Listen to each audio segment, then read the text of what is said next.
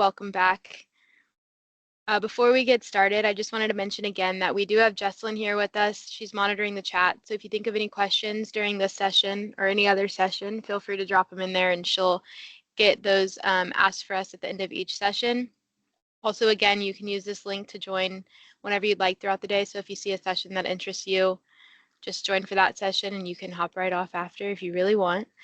With that being said, we're going to go ahead and get into this session with Dawn Garner and Nathan Little, where they're going to talk about 2 scary incident response stories and how to avoid them in the future.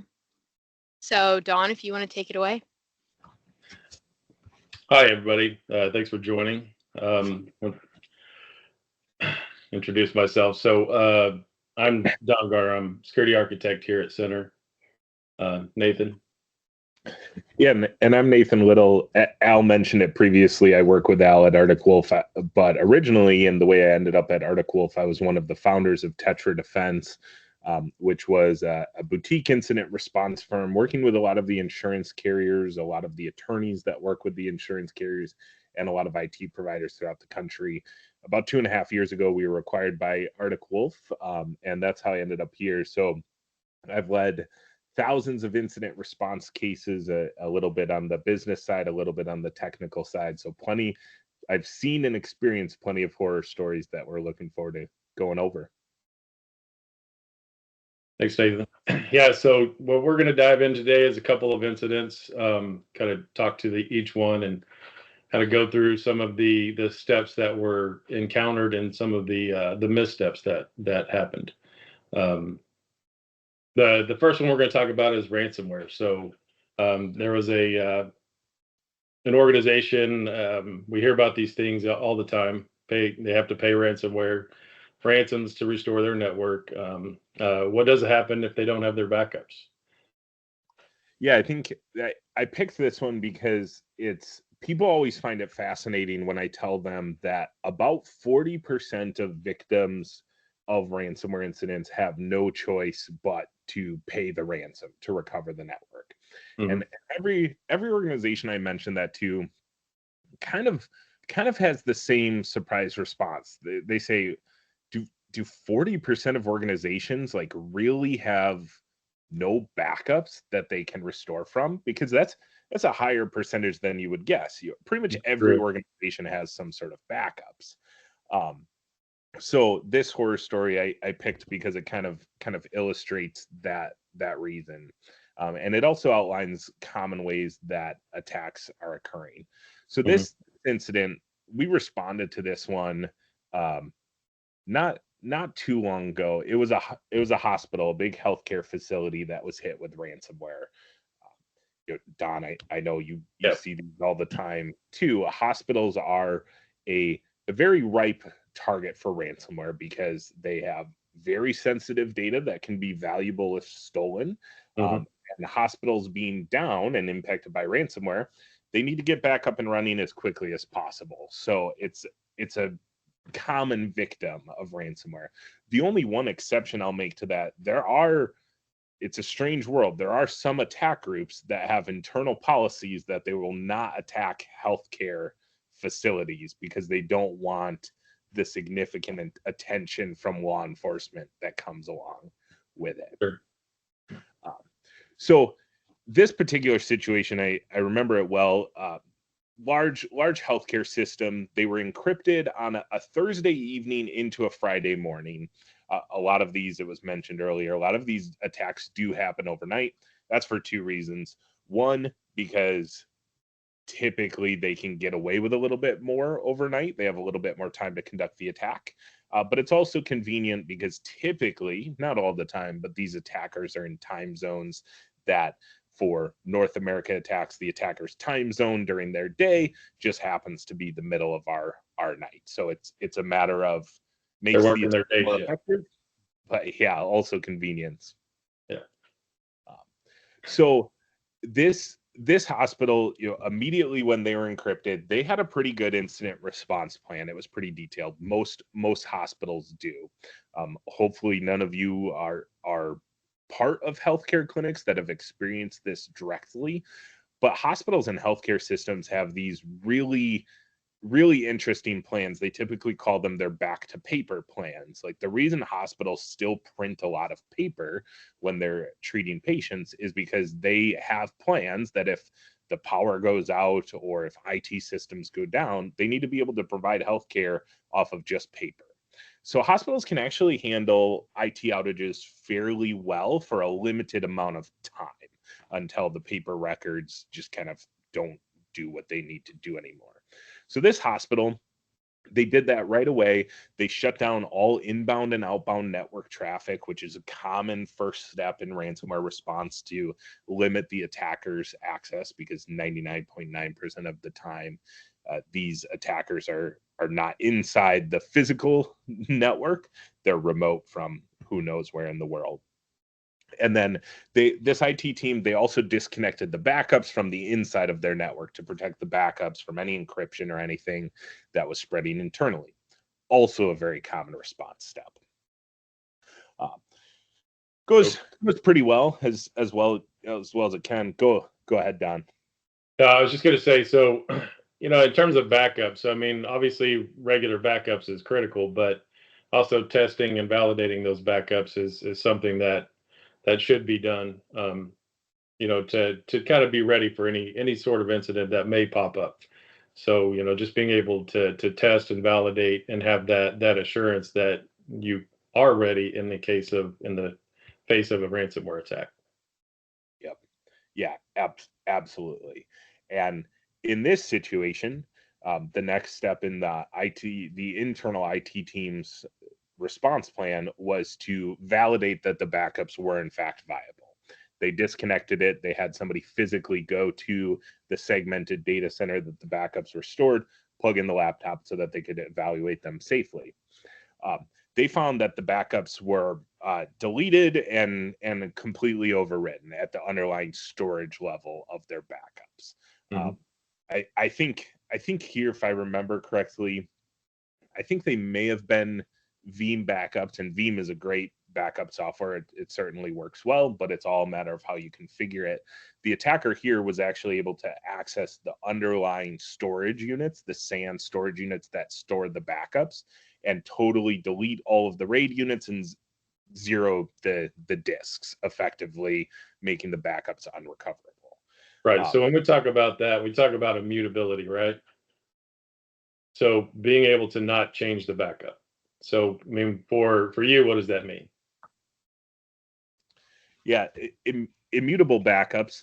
And we were going to leave this as the grand finale at the end, but immutable backups are backups that are truly at the appliance level, at the software level, at the storage level, every component of the backup, because it's not just backup software, it's where they're stored and the network they're on.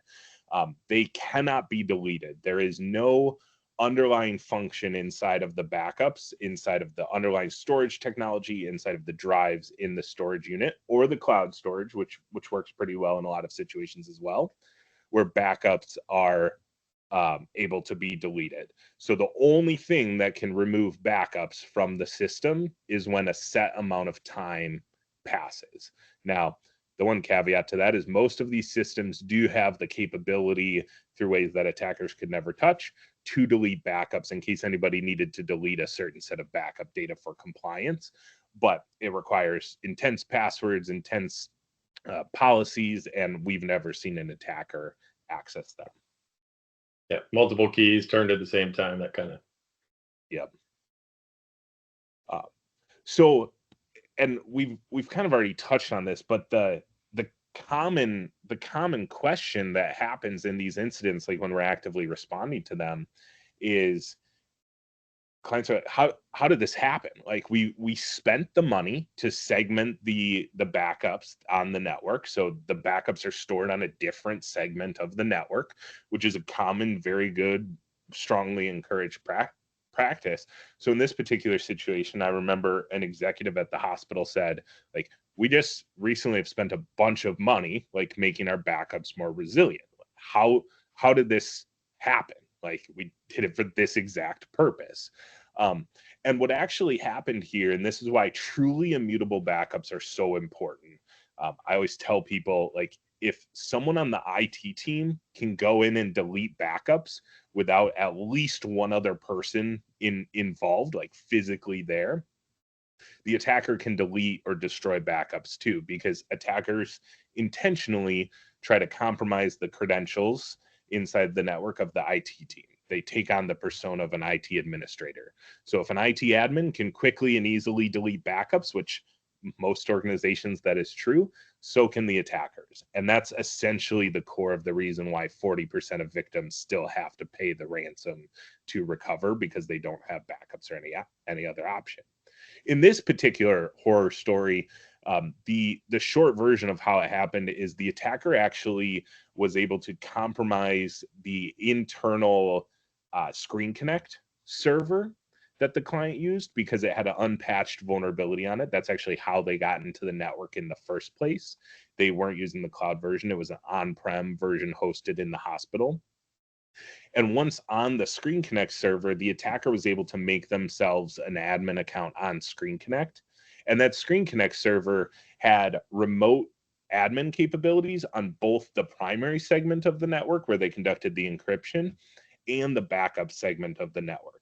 So the networks are actually segmented, but Screen Connect instance had access to both systems, both networks. So when you think about like segmenting different systems inside of the network, it's helpful to think about like, okay, physically, like the copper in the digital world, these networks are segmented. But to have true network segmentation, you have to think about like different remote access tools for different segments of the network, and truly make sure that there's no one point of the network or systems that could be compromised to access all of the other different regions. And then, of course, other things, like when it comes to remote access tools, other things can help as well, like requiring MFA to log into the system in the first place. That wouldn't have helped here because they were able to make a new username and password, but then monitoring that system and getting alerts when new user accounts were created would happen. Here, one of our recommendations was to the client was to actually manage the segmented backup network, in addition to having immutable backups, with a different remote access tool to keep them truly segmented. Yeah, so it looks like we got a couple of questions. I think one of them is,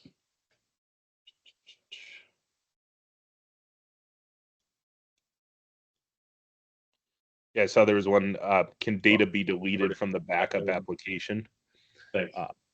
So in a lot of backup instances, yes. Like if you use a backup piece of software and you don't have truly immutable backups, you can, if you're an admin of the backup tool and you can log into the backup tool's interface, typically you can delete backups. Now, a lot of those software or backup tools will have the option to make backups truly immutable, which means once they're collected, even if somebody has full-blown admin access to the actual backup console, they can't delete any backups. The only thing that they can change is the retention period, and you can choose how short the minimum value of the retention period when you're setting up the immutable backups typically. Don, and I know you guys manage and provide a lot of immutable backups, so you can probably weigh in more. But if you configure immutable backups, that takes care of the problem of, well, what safeguards are in place of somebody logging into the backup application and deleting backups?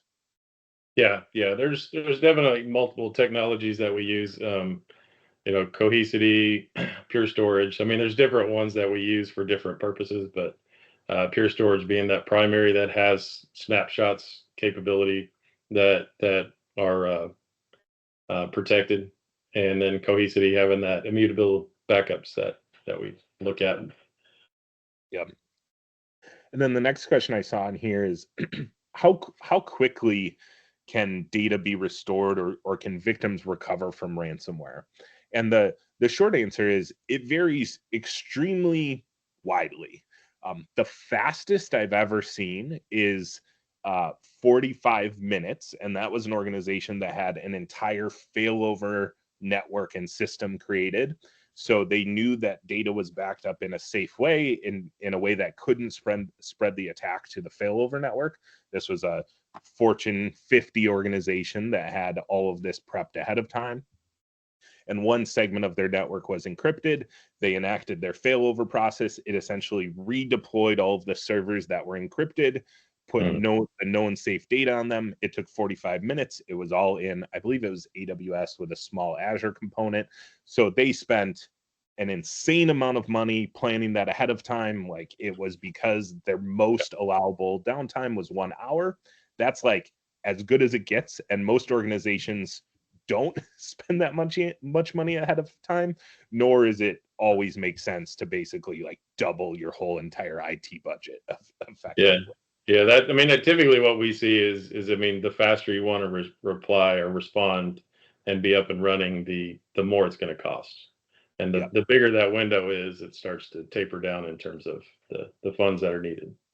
Yeah, on the opposite end of the spectrum, we've seen it take as long as 6, even 8 weeks to restore. Typically, like, I would say the realistic worst case scenario is about 3 weeks to restore critical business operations. And the situation that usually creates that is where backups were encrypted by the attacker, and then the only way to recover is rebuild some systems that just can't be decrypted and actually negotiate and acquire a decryption program from the attacker. A lot of people have a misconception that, including the attackers, they share this misconception. They feel that a ransom payment is the fastest way to recover in the event of a ransomware incident. I've talked to countless victims on the first call we have with them, and they're like, we need to be back up and running by tomorrow. Like, we got to pay this ransom now, today. And I have to inform them, I'm like, that decryption is a process. Yeah, it's just not possible. Like, we, at a minimum, we're going to need to go back and forth with this attacker for at least 24 hours to verify that they even can decrypt the data and they're legitimate and it didn't like break in the process. We also need to back up all of the encrypted data because it can get corrupted during the decryption process. That's very frequent. And if we don't take a copy of the encrypted data before we decrypt it, we might lose all recoverability. So the fastest that people can really restore if they have to purchase the decryption program from the attacker is about a week. We've certainly had situations where we've helped clients faster than that, but it is not a fast process. Sometimes the attackers will go silent for a couple of days, even after the payment's made, and they're waiting for like some developer to generate the decryption program. We've had weird situations where attackers, after payment, have gone silent for weeks, and then they come back and they say, oh, sorry, I was on vacation, here's the decryption program. Right. Like, it is the wild west of crime in the cyber world. Yeah, and some of the things, like, you know, running through the decryption process, I mean, that takes system resources. Do you have enough system resources to back up, restore, and do all the activities that are needed during this process?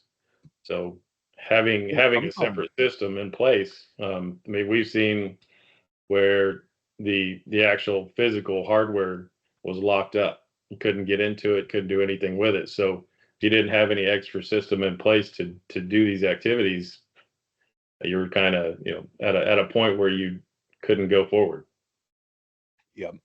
Yeah, and sometimes, like you said, kind of related to the physical systems, one layer up in the virtual world, attackers will totally destroy VMware ESXi environments, like clustered environments, and it can take multiple days to even get to a spot where you have anywhere to store production systems.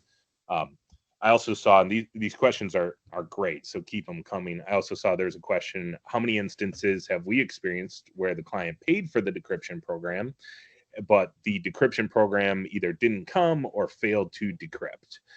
We track this, and in about 96% of incidents, if a ransom is paid, we'll be able to decrypt data for the client to a point where like it gets them recovered and gets critical operations up and running. Decryption is never perfect. There's always issues. There's always some corruption. But the reason why ransomware exists and is so rampant is because attackers are very good at encrypting backups, and their decryption programs do typically work. If the decryption programs never worked, then no one would ever pay a ransom because it would be pointless. Now, That's not to say that we haven't had to do like really creative things where we pull decryption keys out of the programs that the attackers send and use them in a way that actually works if their program has a bug.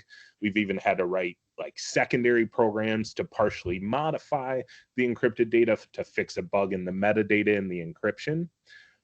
Most of the time, in situations where people run into decryption programs that aren't working, it's actually because it's the encryption was running on like large virtual disk files, like multi-terabyte virtual disk files or multi-terabyte databases.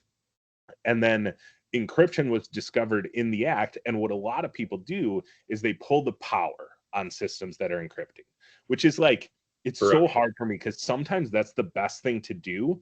But actually, if you're in the middle of encrypting some of those critical pieces of data that you might need to decrypt to recover from the attacker, if you stop it in the middle, this encryption is not written in like a professional polished way. If it stops in the middle, that decryption will usually fail. Sometimes we can fix it by like implanting certain pieces of metadata that we grab from other files and we can reverse engineer it. But that's actually the most common reason we see things fail. So I recommend to people that if you discover your network in the middle of encryption, that you isolate the inbound and outbound network traffic, like from the World Wide Web to your world. And then inside of the network, you pull as much of the east-west lateral traffic as you can so that internally systems can't communicate with each other. Now, the caveat and the downside to that is if you do that in a way that's hard to put back, that can make restoration harder. We had a client once that pulled like thousands of network cables, but like didn't have a great way to put them back together. So they were having to like reverse engineer the network to get everything back up and wired. So it's there's no silver bullet if you're in the middle of encryption. The ship has kind of sailed on what to do to prevent it, other than the inbound and egress network traffic disabling. Yeah. So I guess the end result with this customer that, you know, all of their data was encrypted. The attacker stole 500 gig of patient data, which caused the data breach. And then the victim organization, they had to pay $3 million to purchase the decryption program because their backups were encrypted. Yeah, if I remember correctly, I think overall they were down for about 2.5 weeks before data was safely encrypted and put back into place, which is not that abnormal in a situation where you don't have backups. In situations where backups are viable, it still is not a great situation because of all the precursors to secure the network and everything that needs to be done before you can restore. But 24 to 72 hours for critical operations being restored, if you have backups, is probably the average.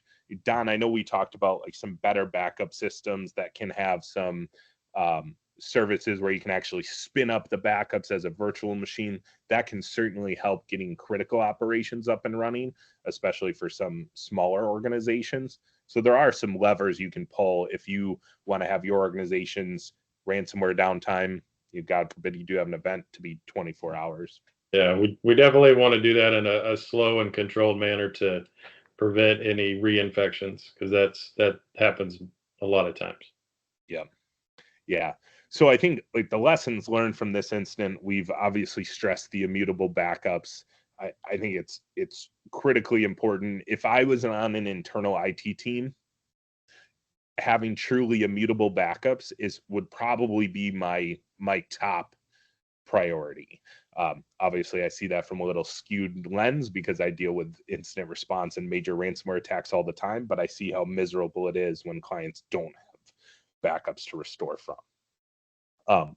But the other major lesson, and this is a lesson in about 60% of all ransomware incidents across the globe, is every single organization needs to have at minimum an external vulnerability scanning service or product that will continually scan the external network for any vulnerabilities that exist.